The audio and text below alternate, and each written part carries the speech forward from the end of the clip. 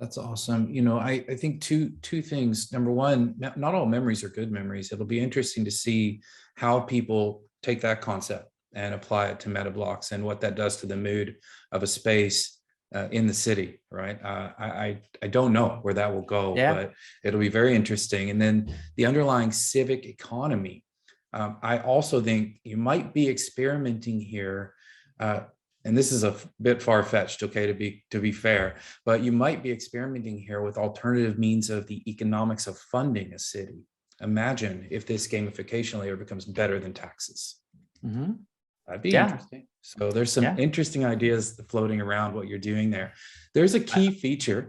Oh, sorry, you were going to say. I think there's a lot of possibilities that we can do. And back to your comment about not all memories are good. We do have 4 ways to tag a memory called the memory marks. And it's inspiring, heartwarming, enjoyable, and solemn. So there are some solemn memories of this is the place where we hid from people who are persecuting us, right? We hid in the basement, or these bad things happened. And so, but it's still an important part of history that people should remember. And that's not all history is amazing, but most things are worth remembering.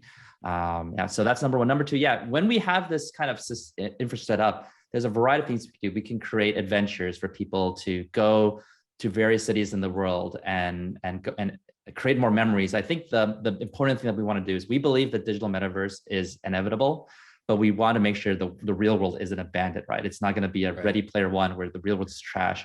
So what we want to do here is we want to create a system where you actually want to create more memories in the real world and with people and then root that into blocks.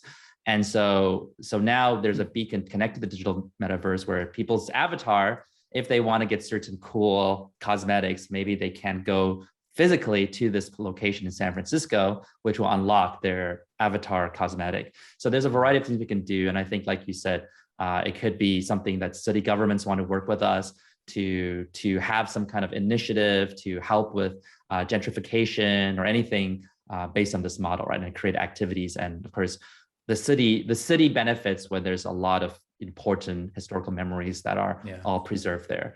I've been doing work on civic in Miami, in Bogota, Colombia, in Medellin, Colombia, and in a few other places around the world. And I can't wait to see how this develops and potentially reconnect with you as that happens. And one of the cities I did a lot of work in is Miami, and I know you're launching there next. So if anybody didn't see it, Yu-Kai put out a video on YouTube. We'll find the link and get it in here for everybody. But that video was, I thought, amazing explanation of what you're doing and why you're going to Miami. So that's definitely a must watch for everybody. That was really good. There is one feature of MetaBlocks I want to ask you about, because I have been studying the game techniques and trying to do a little bit there. And there's this thing called meta rent. So if I have a block in MetaBlocks, which means I've sort of put my stake in the ground saying that I'm somehow, I don't know if own is the right word, but I'm somehow in charge of this block, then I can earn meta rent. But you've done something really unique, Yu-Kai, and I haven't seen anything like this anywhere else. I reserved a block the other day. I started accruing meta rent immediately. And now I've got to go back every day, at least I find myself wanting to already, to go back every day and collect that meta rent so that when I do mint the block, if I mint the block, and I think that's the key, I now have the block, but the rent is mine to keep. You have concepts like sunk cost prisons. You have game concepts like treasure chests and quests and mini quests.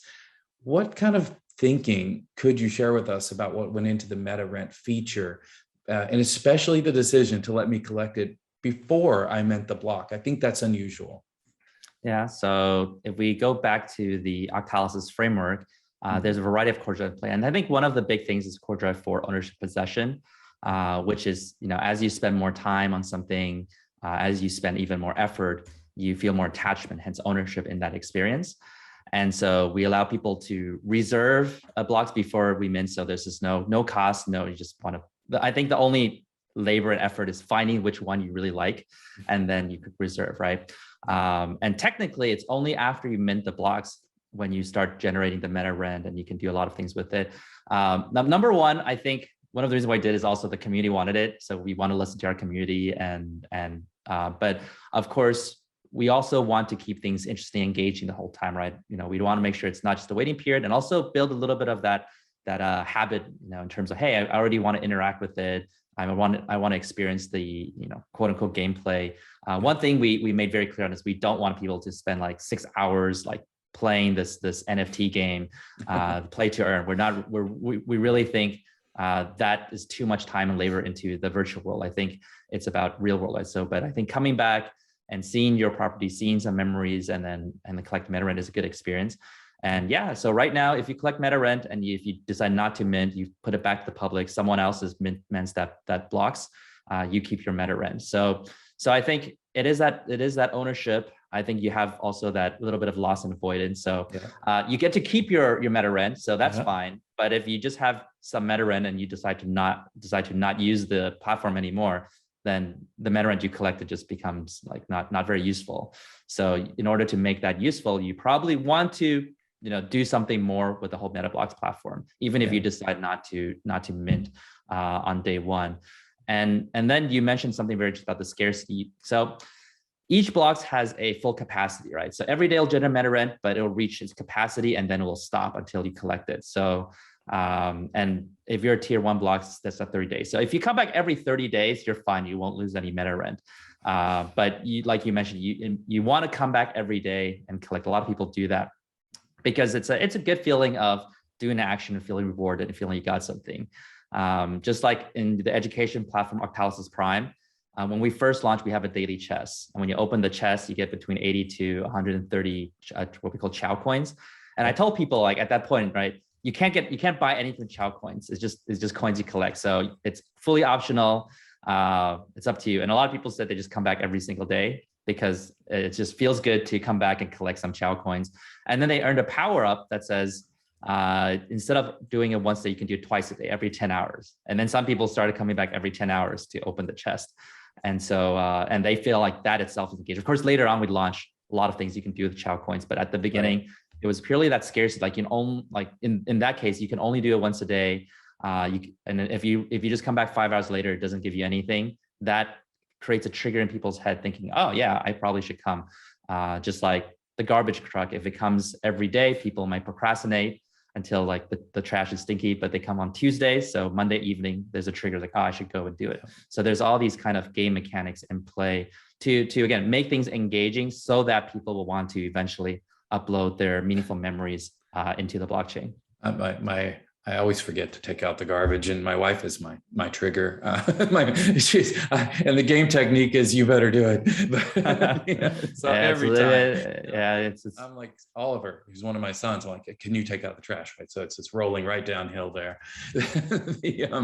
So I want to take a little zoom out. We've talked a little bit about one of your projects. We've talked a little bit about your purpose, but all of this, you've worked really hard and now for 20 years on developing Octalysis, which is the gamification framework, and then Octalysis Prime, which is a game that is gamified for learning and teaching your framework. I think it's pretty great, right? From a learning management system platform, I haven't seen anything else really quite like it ever, and there's some deeply unique things about it. And as I mentioned, also, I have been playing your game, and I found myself at about level 3 silver, and I'm a gamer of by heart, and so I'm using the potions, I'm using the pets as boosters, I'm doing everything I can. I'm selectively choosing which content I use and applying the pets. So I'm trying to hit it all. Have you done the Hydra caves yet? No, I haven't, not yet. That's one of my next big things. That's the high tension endgame content. Awesome. Okay. Well, maybe I'm getting close to that finally. Yeah. So what I'd like to do is we need to zoom out just a little bit and take a second. Core drives, game techniques, Octalysis framework, and most importantly, the Octalysis Prime Island as a game.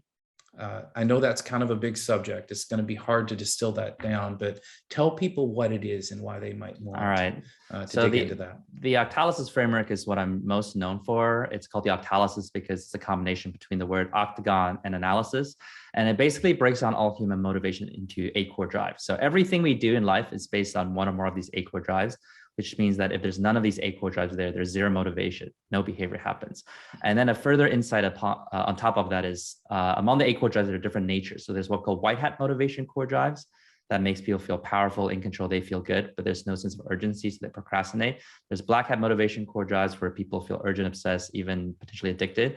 But in the long run, it leaves a bad taste in their mouths because they're not in control of their own behavior. And there's what's called extrinsic motivation versus intrinsic motivation. So there's all these kind of natures of these core drives. So that's the Octalysis framework. I wrote a book on it, so check it out. It's only 300 or 600 pages. I can't remember. It was a big one. Yeah, about 500 pages. Yeah. So that then it goes into what we're talking about, the Octalysis Prime platform. So I created for a few reasons. I think number one is some people told me like, Yu-Kai, I read your book 2-3 times. What's next, right? And then so I'm like, okay, gotta think about more. And writing a new book takes a lot of time. And then 2 is that I wanted to actually let people experience what I write about, because some people will say, they read my book and they're like, I see how the scarcity thing works with some gamers, but it'll never work on me. So I said, hey, come onto OP and you actually experience what we talked about. So that, wow, I realized again, I'm coming to open this chest twice a day. I never realized I could actually fall into this kind of engagement. And so they suddenly understand what it means to have that quote unquote black hat motivation core drive where you feel engaged, but you feel a little out of control. And then they see the white hat motivation of being appreciated, using your creativity. So I want to make them feel that. 3 is just a sense of my own core drive 3, empowerment of creative feedback. I wanted to, basically have a form of self-expression in this world. I design a lot of things for clients, a lot of big and small companies, but usually when it comes out, it's not exactly the way I designed it. My analogy is like you design a horse and a camel comes out. It looks kind of the same, but it's totally optimized for different purposes. So I just wanted to create something that expresses how I want to do it. So I think that's useful, and it's expressing my soul and then also downloading my brain. So I made over 900 videos on it. Literally everything I can share, I'm sharing there. I upload my 17-hour masterclass workshop there that people paid $1,000 for, and it's just included in the $50 a month membership, and all these other things. So it's literally like everything I can do to help people grow. And one very interesting thing is I have my consulting company and design company, Octalysis Group. 7 out of the 8 people we hired in the last couple of years came from Octalysis Prime. So literally like the best people that we can hire come out of this platform. So again, so that has benefited me in many ways. And then just connecting community is nice too. Like I don't want to just help big companies get even richer. I want to, allow just people just like myself 20 years ago, grow and learn and become part of the community. So those are a variety of reasons why we have Octalysis Prime. For watching, that was just part 2 of 3. So get ready and stay tuned for part 3 and the series finale with Yu-Kai Chou. Be sure and subscribe and hit the like button to be notified when part 3 releases.